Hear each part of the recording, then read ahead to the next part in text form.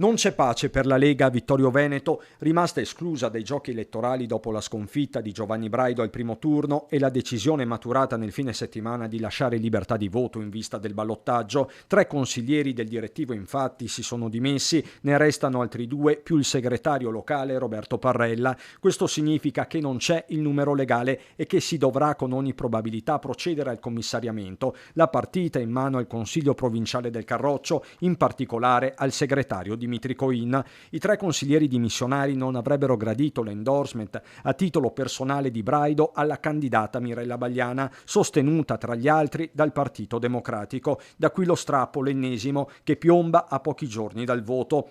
Ai leghisti delusi, disillusi e in libera uscita si appellano gli stessi candidati sindaco. Gianluca Posocco, delfino dell'espulso Gian Antonio D'Arè, lo fa da ex leghista. La Lega è una grande famiglia fatta da tante bellissime persone. In tutte le famiglie poi succede che si litiga.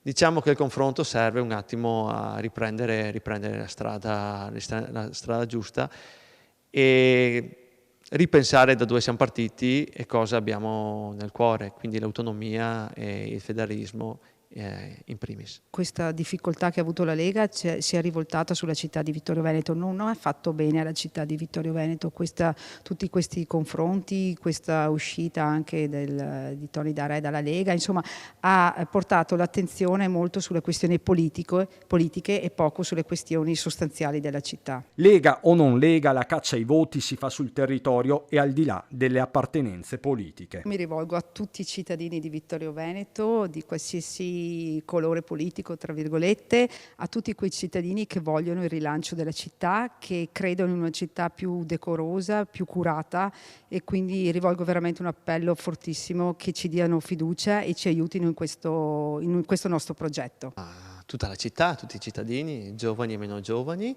perché votino oltre a me la mia grande squadra, fatta da persone di elevata qualità professionale, un grande entusiasmo, un candidato sindaco felice, perché dietro di lui eventualmente avrà una grande squadra.